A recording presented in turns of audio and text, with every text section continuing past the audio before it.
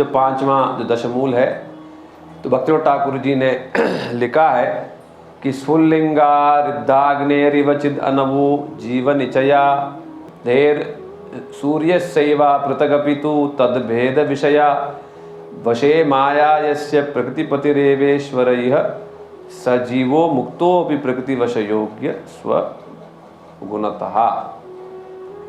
Time ज़्यादा नहीं है तो इसलिए मैं डिटेल में नहीं जा रहा हूँ, थोड़ा सा मतलब जिसके रिपीटिशन में नहीं जा रहा हूँ मैं। आप लोग मिल कर के इसको थोड़ा सा कर लेंगे, टफ नहीं है। स्फुल्लिंगा रिद्धाग्नेर इव चिद अनवो जीव निचया हरे सूर्यस्यैव अपृथक् अपि तु तद्भेद विषया वशे माया यस्य प्रकृतिपतिर एव ईश्वर इह सजीवो मुक्तो अपि प्रकृतिवश योग्य स्वगुणतः। तो सिंपल सी चीज है। तो श्री भक्तिविनोद ठाकुर जी ने समझाया है कि सबसे पहला प्रश्न ये है, जीव कौन है? जड़ है कि चेतन है? तो सबसे पहले उन्होंने फिर बताया, इसमें बीच में बताया कि चिदनवो, अर्थात जीवात्मा जो है वो क्या है? चित कण है, पार्टिकल है, छोटे से, किंतु है वो चिन्मय। तो चिन्मय है तो कहां से आए हैं? कहां से आए? इनकी उत्पत्ति कहां से हो रही? तो इस चीज को सिद्धांत के तौर पर दो उदाहरण के द्वारा भक्तिविनोद ठाकुर जी ने समझाया। जैसे स्फुल्लिंगा रिद्धाग्नेर, जैसा मानो बहुत बड़ी ज्वाला है, ठीक है, बहुत बड़ी दावाग्नि का मानो ज्वाला है, ठीक है, और उस ज्वाला से स्फुल्लिंगा मतलब छोटी छोटी चिंगारियां जिस प्रकार से बाहर गिरती जाती, ठीक है। तो दूसरा दृष्टांत फिर उन्होंने दिया, ठीक वैसे ही वो बड़ा जो ये ज्वाला है वो श्री भगवान है, और भगवान से ये छोटे छोटे स्फुल्लिंगा जीवात्माएं ये निकल रही है। पहला दृष्टांत ये है। और दूसरा जो दृष्टांत है सूर्यस्यैव, सूर्य के साथ फिर उन्होंने तुलना दिया दूसरा, और वो सूर्य वाला जो दृष्टांत है बहुत ज्यादा ठीक है। जिस प्रकार से सूर्य है, सूर्य के पार्टिकल्स रेस कण है, हाँ, तो ठीक वैसे ही सूर्य क्या हो गया? भगवान श्री कृष्ण हरि हो गई। और सूर्य से निकलने वाला जो सूर्य के रेस हैं, कण है, वो क्या है?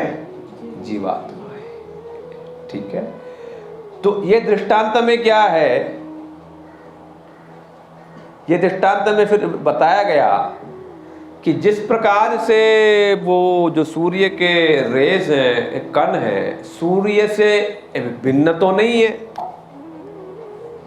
सूर्य से भिन्न नहीं है, किंतु वो सूर्य भी नहीं है,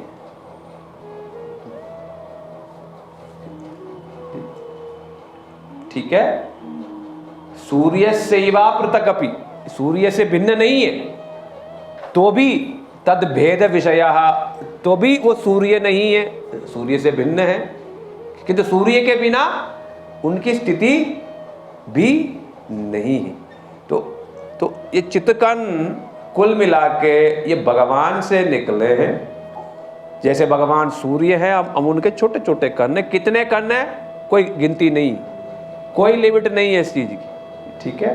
किंतु हम छोटे छोटे हैं, जिस वजह से हम कभी भी भगवान नहीं बन सकते हैं। ये मायावादियों का, ब्रह्मवादियों का भ्रम है कि हम ब्रह्म या भगवान बन जाते हैं ये केवल मात्र भ्रम है, भूल है। एकदम वास्तव में ब्रह्म नहीं बन सकते, कदापि नहीं बन सकते। छोटी चीज सबसे बड़ा कभी भी नहीं बन सकता है। तो क्यों नहीं बन सकता है? फिर बाद में 2 लाइन में वही सब बातें फिर समझा रहे हैं कि वशे माया यस्य प्रकृतिपतिरेवेश्वर यह। ये जो छोटी जो जीव कण है, जीवात्माएं हैं, ये माया के वशीभूत होने योग्य है। किंतु जो प्रभु है जो प्रभु हैं, कृष्ण हैं, वो कभी भी माया के वश नहीं होते। अच्छा, क्यों नहीं होते? क्योंकि वो माया के स्वामी है, प्रकृति पति। प्रकृति हो गया माया, और माया के वो क्या है? स्वामी। जब नारायण कारणाधिशायी विष्णु लक्ष्मी ये माया की तरफ देखते हैं, तब माया देवी चुपचाप इस विश्व ब्रह्मांड को बनाने लगती है ना। जब वो देखते हैं, जब तक वो नहीं देखते हैं, तो जब नारायण श्री माया की तरफ जब देखते हैं, तो तब जाकर के माया देवी इस विश्व को सृष्टि करना प्रारंभ कर देती है। तो कृष्ण क्या हो गए? माया के स्वामी हो गए। तो ये दोनों मतलब जीव और भगवान में ये सबसे बड़ा भेद है। तो क्या क्या हो गया? श्री भगवान हो गए, हम जीव हो गए, और तीसरा माया हो गया। कृष्ण से हम निकले, किंतु हम कैसे? छोटे छोटे चित्तकण, छोटे छोटे, ठीक है। और वो विभू हैं, बड़े हैं, और हम छोटे। कभी भी वो विभू बड़े सपने क्या लाखों साल तपस्या करने पर भी मायावादी के जो सोचते हैं, वो कभी भी हम ब्रह्म में से मिलकर ब्रह्म नहीं बन सकते। और जो माया है वो क्या करती है? वो ये छोटे छोटे जीवात्मा जब भगवान को नहीं मानते हैं, तब वो ये जीवात्मा को दबोच लेती है। ये इसके बाद वाले श्लोक में फिर सुनेंगे हम। वो ये जीवात्माओं को दबोच लेती है, और जिस समय वो भगवान को मान लेता है, तब वो अपने बंधन से मुक्त करा दे। इसके अलावा कोई भी रास्ता नहीं, कोई और रास्ता नहीं, ठीक है, बंधन मुक्ति का। तो तब ये तीनों में यही रिश्ता है कि तो माया भगवान को वो कभी भी वश में नहीं कर सकती, क्योंकि वो उनकी दासी है। भगवान देखते हैं, कहते हैं, तब वो काम करने लगती है, नहीं तो चुपचाप करके कोने में पीछे बैठी रहती है। तो ये संबंध को हमें गांठ बांध करके मन में रखना है, इसको कभी नहीं भूलना है। ना तो हम भगवान हैं, ना तो हम मालिक हैं, ना तो हम माया के स्वामी हैं, बल्कि हम भगवान के दास हैं। माया से हमारा कोई लेना देना नहीं है। यही संबंध ज्ञान शॉर्ट, ठीक है, यही समझाया जा रहा। तो यही सब चीज जो है, तो श्लोक दिखाना पहले वाला, हाँ, यही सब चीज जो है ये श्लोक में से समझाया गया कि हम कौन है, ये समझाया गया। फिर हम क्या है, छोटे हैं, ये भी समझाया गया। और भगवान के साथ क्या संबंध है वो भी समझाया गया, और माया के साथ क्या संबंध है वो भी इसमें समझाया गया। तीनों के साथ मतलब दोनों के साथ जो जीवात्मा का क्या संबंध है, ये चीज को यहाँ पर समझाया गया। ये बहुत ही मुख्य है जीव तत्व, और ये कहाँ से फिर पैदा हुआ ये भी जानना फिर जरूरी है। तो भक्तिनाथ ठाकुर जी ने बड़े सुंदर रीति से जैव धर्म में ये सारा सिद्धांत विस्तार से समझाया है। पहले तो जीव क्या है ये श्लोक के द्वारा आप लोगों ने समझ लिया, ठीक है। और इसके प्रमाण स्वरूप कई सारे श्लोक हैं, वो श्लोक दिखा देना एक मिनट सारा। जो गीता के ही श्लोक है, वहां भगवान बताते हैं ममैवांशो जीवलोके जीवभूत सनातन, ठीक है। इसमें जो भगवान बता रहे हैं ममैवांश, भगवान कह रहे हैं जीवात्माएं मेरे हाँ आंशिक स्वरूप है, किंतु ये भगवान के निजांश नहीं है। यहाँ भी दो विभेद है, एक स्वांश और एक विभिन्नांश। जब भगवान मतलब जो बड़ी बड़ी जो ये ज्वालाएं हैं दूसरे बड़ी ज्वाला को पैदा कर देती है, फिर उसे कहते हैं स्वांश, या उसे कहते हैं भगवत तत्व। जैसे कृष्ण से आए, राम आए, नारायण आए, वो भी तो भगवान से ही तो आए, किंतु वो बड़े बड़े वो ज्वाला की तरह हैं सबके सब, है ना। किंतु जब भगवान से जब जीवात्मा निकलते हैं फिर उसको स्वांश नहीं कहते हैं, उसको विभिन्न अंश कहते हैं, क्योंकि वो भगवान से नहीं, भगवान की जो शक्ति है जीव शक्ति से वो निकलते हैं, इसलिए उसको विभिन्न अंश कहते हैं। तो यहाँ पर भगवान ने जो कहा मेरे ही विभिन्न अंश जो जीव मुझसे ही निकले, यानी मेरी शक्ति से निकले, जीव शक्ति से, तटस्थ शक्ति से सब निकले हैं, और मुझे भूल जाने के कारण माया के वशीभूत होकर के ये स्थूल सूक्ष्म शरीर को प्राप्त किए। नेक्स्ट वाला, हाँ, वो किस प्रकार से वो चिन्मय है, यहाँ ये गीता के श्लोक में फिर बताया गया, न जायते म्रियते वा कदाचिन। ये सब श्लोकों को सदा ही हमें स्मरण करना चाहिए, नहीं तो क्या हो जाएगा, माया हमें घेर लेगी, हम ये मानने के लिए बाध्य होंगे मैं शरीर हूँ, मैं पुरुष हूँ, स्त्री हूँ, मैं ऐसा हूँ वैसा हूँ, फिर हम उसी चीज में रमे रहेंगे दिन भर रात। इसलिए इन सब श्लोकों को, उनके तात्पर्यों को हमें याद करना बहुत फिर जरूरी है। तो इसमें सब कुछ बताया गया, जीवात्मा नित्य है, शाश्वत है, कभी ये मरते नहीं हैं, कभी ये जन्म नहीं लेते हैं, शाश्वत है, पुराण है, ये सारी चीज़ इसमें समझाया गया। और ना तो ये जीवात्मा को काटा जा सकता है, फिर भी हम डरते हैं कहीं मर न जाए, कहीं ये ना हो जाए, कहीं, किंतु इसमें साफ बताया कि नैनम चिन्नन्ति शस्त्राणि नैनम दहति पावका। क्यों ये डर किस लिए है, देहात्म बुद्धि के कारण, अर्थात हमने गलती से हमने मान लिया कि हम ये शरीर है। जैसा हम कार में जा रहे और मानो हमने 24 घंटा कार में ट्रैवल किया और जब घर लौटे तो मन में क्या है कि हम अभी भी कार में बैठे हैं। तो कार में बैठे बैठे बैठे धीरे धीरे वो सोचने लगता है मैं ही कार हूं। तो ये वही वाली स्थिति है कि शरीर में दिन रात हम बैठते बैठते हमने समझ लिया कि हमें क्या है, शरीर है। तो जिस वजह से ये भय, क्रोध, मोह सब कुछ होता है।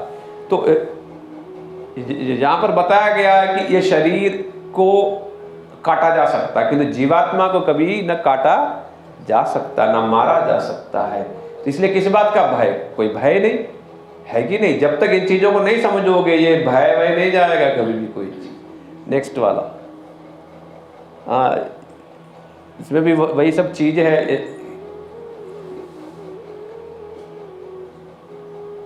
ना इसको जलाया जा सकता, ना सुखाया जा सकता, है ना। नेक्स्ट वाला तो ये सब जो है ये जीव तत्व की कुछ कुछ प्रमाणिक शास्त्र की श्लोक है। अब नेक्स्ट विषय ये है कि ये जीवात्माएं ये कहां से ये प्रकटित हुई। तो भक्तिविनोद ठाकुर जी ने जैव धर्म में समझाया है बड़े सुंदर रीति से कि जहां जहां भगवान को सेवा की जरूरत है वहां वहां जीवात्माएं प्रकटित हुई। जैसा सबसे श्रेष्ठ में गोलोक वृंदावन, वहां पर सेवकों की जरूरत है। तो श्री बलदेव प्रभु से जो है समस्त जीव या उसे कह लो पार्षद, परिकर प्रकटित हुए।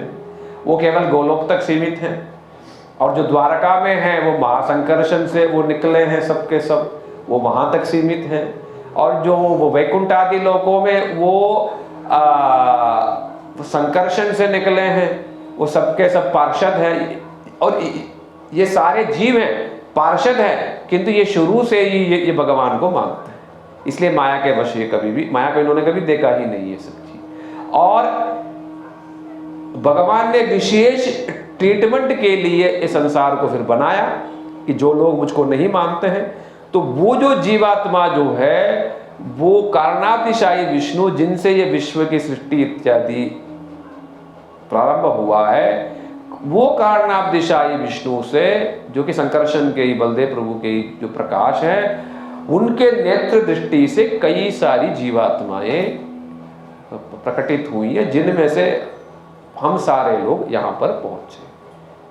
ठीक है, हम सारे वो कारणातिशायी विष्णु से प्रकटित हुए हैं। और विशेष करके जो लोग शिव भगवान को नहीं माना, वो सब लोगों को माया देवी ने स्वागत किया, स्वागत करके उनको सुधारने के लिए इस संसार में वो ले आए और हमको सुधार रही है। बड़े खूब लोहे के डंडे से, बड़े प्रेम से पीट पीट के, जो नहीं मानता है, जब तक नहीं मानेगा उसको दुख दे के, उसको विभिन्न जन्म दे करके और सुख की मिथ्या लालसा दिखा के घुमा रही है गोलू के बैल की तरह। और हम घूमते जा रहे हैं। इसके बाद जरूर हम जो चाह रहे हैं वो हमको मिलेगा, है कि नहीं? तो ये करते करते हम चल रहे हैं। और जिस समय हम जो साधु और श्री भगवान को मान लेंगे, तब हमें इस संसार से, बंधन से मुक्त होकर फिर हम श्री भगवान के उन लोकों में जाएंगे, फिर कभी यहाँ लौट के नहीं आएंगे। कुल मिला के बात यही। तो ये जो जीव, इस संसार में जो जीव को देख रहे हो, ये तटस्थ शक्ति से, कारणातिशायी विष्णु से ये जीवात्माएं प्रकाशित हुई हैं। हम सारे वो तटस्थ शक्ति के। यहाँ पर तटस्थ शक्ति का मतलब ये है कि वो तट में है। जिस प्रकार से तट जो है कभी पानी में है, कभी वो जमीन में है, किस में है पता नहीं। तो ठीक वैसे ही हम भी क्या है, तटस्थ शक्ति से निकले, अर्थात हम कभी तो चिन्मय में हैं, कभी तो जड़ में हैं, या दोनों तरफ जाने की योग्यता रखते हैं। कि तो कहाँ जाना चाहिए हमको नहीं पता है। तो माया देवी को देख करके कभी हमें लगता है, ओहो ये तो माया देवी तो बहुत ही सुंदर है। माया देवी जो है वो जब देखती है कि ये जीव जो है भगवान को मानने के लिए ये तैयार नहीं है, ये उनकी सेवा करना नहीं चाहता, तब माया देवी उसको बड़े प्रेम से या स्वागत करती है, करके फिर उसको खूब मजा चकाती है। उसके बाद वो कहानी आता है, एक चुटकुला है। तो गांव में, तो ध्यान से सुनना चीज है, वो गांव में बहुत सुंदर मेला लगा और उस मेले का नाम था, कहाँ जा रहे हैं? अच्छा ठीक है जाओ। तो वो मेला लग रहा था और उस मेले का नाम था कि ये सब मेला कभी, इससे पहले कभी भी संसार में किसी ने दिखाया नहीं। उसका नाम ये था, मेले का नाम। कभी किसी ने इस प्रकार के मेला नहीं देखा। तो सारे गांव के लोग पागल हो गए। हमने तो कई मेले देखे, ये कैसे मेला जिसका कभी किसी ने देखा नहीं, है ना? तो बड़ा लंबा लाइन लग गया और क्या क्या नहीं हो गया। तो सबने जो है वो मेला जो है वो देखने के लिए पागल हो गए। न जाने ये कैसी, मतलब कैसी मेला है। डेट लगा दिया है कि 10 दिन के बाद खुलेगा, तो पूरा दिन रात वही चर्चा चल रहा है, पता नहीं क्या दिखाएंगे, हमें तो सारा देख लिया, ये कौन सी मेला है। और जिस दिन ये खुलना था 2 दिन पहले रात को लाइन लग के पूरे गांव के लोग पता नहीं 10 किलोमीटर तक लाइन लग के खड़े हैं सब की पहला हमें उसके देखना। तो सबसे जो पहला व्यक्ति जो था, जब सुबह ये खुला, सबसे पहला व्यक्ति जब घुसा, सारे लोग देखने लगे और बड़ा प्रसन्न हुआ, देख मैं पहला व्यक्ति हूँ, मैं जा रहा हूँ, मैं ही देखूंगा क्या सबसे बड़ी चीज है। तो भीतर गया, जाते जाते देखा कुछ समझ में नहीं आया, लाइट नहीं है कहीं, कुछ दिखाई भी नहीं दे रहा है। फिर वो घूमता घूमता गया, इधर गया उधर गया। फिर जब भीतर प्रवेश किया किसी जगह पर, देखा चारों तरफ से लात घुसा, धक्का मुक्की, इतने उसको समझ ही नहीं आया भाई मुझे क्यों मार रहे हैं। फिर उसको धक्का मार के चल भाग जाए यहाँ से, चल, ऐसा करके भगाया। तो दूसरी तरफ से जब बाहर निकला, देखा लोग ही लोग हैं और सारे लोग पूछ रहे क्या देखा क्या देखा, क्या था क्या था क्या था। अब बेचारा क्या बोलेगा, क्या बोलेगा? कहता बहुत अच्छा था, जाओ जाओ तुम भी जाओ, देखो जाओ। तो कहने का मतलब यही है, माया देवी भी वो क्या करती है, मजा चकाती है। और सबको लगता बहुत मजा है, सबको लगता बहुत सुख है इसमें। लाख सभी कहते हैं कि दूसरे को क्या बताते हैं, दूसरे को क्या बताते हैं, बहुत आनंद है भाई, क्या सुख है, कितना घूम के आए, वहां कितनी परेशानी हुई वो कोई नहीं बताएगा। हम ट्रेन टिकट नहीं मिले, या बाथरूम ठीक नहीं था, नल के ठीक नहीं थे, खाने को ठीक से नहीं मिला, बीमार हो, वो कोई नहीं बताएगा। नहीं, बहुत आनंद आया, हम यहाँ घूमे वहाँ घूमे। और आजकल तो फोटो भी मतलब जानबूझ के फिर डाल दो, हैं, नकली फोटो डाल देते, गए ही नहीं, रूम में बैठे बैठे नकली फोटो डाल देते। तो ये सब क्या है, माया का ये सब प्रभाव है। तो जीवात्मा को माया देवी इस प्रकार से वो घुमाती है, और जीवात्माएं तब तक वो माया का दंड पाता है जब तक जो है वो कृष्ण को नहीं मानता है। और घूमते घूमते उस संसार में वो घूमता रहता है। तो ये सब जो है ये तटस्थ शक्ति से ये निकला है जीव, और निकल करके जो है वो स्थिर नहीं कर पाया कि चित जगत की तरफ जाना है या माया की तरफ जाना है। चिद बल नहीं मिलने के कारण माया का वो जो चाकचक्य या वो जो दिखावा, जो रौनक, वो माया देवी उसको खींच लेती है। चिदबल नहीं मिलने के कारण वो माया की तरफ खींचता चला जाता। मूल रूप से क्या है, इच्छा द्वेष समुत्तेन, भगवान के प्रति जो है सेवा नहीं करने का भाव, और माया को भोग करके स्वयं भगवान बनने की लालसा, यही मूल कारण है जिसके कारण हम संसार में भगवान बन बैठे, भोक्ता बन बैठे और भोग कर रहे हैं, किंतु भोग नहीं हो रहा। वो गोलू के बैल की तरह हमें सामने तो घास रख दिया और हम घूम रहे हैं कि इसके बाद घास हमें जरूर पक्का घास मिलेगा। ठीक है, यही संक्षेप में जीव तत्व का विचार। हाँ, मायापेक्षण करते हैं तो ब्रह्मांडों की संरचना हो जाती है, और जीव और तटस्थ, उन्हीं की तटस्थ शक्ति से जीवों की उत्पत्ति हो गई। नहीं, कारणातिशायी विष्णु वे माया की तरफ देखते हैं।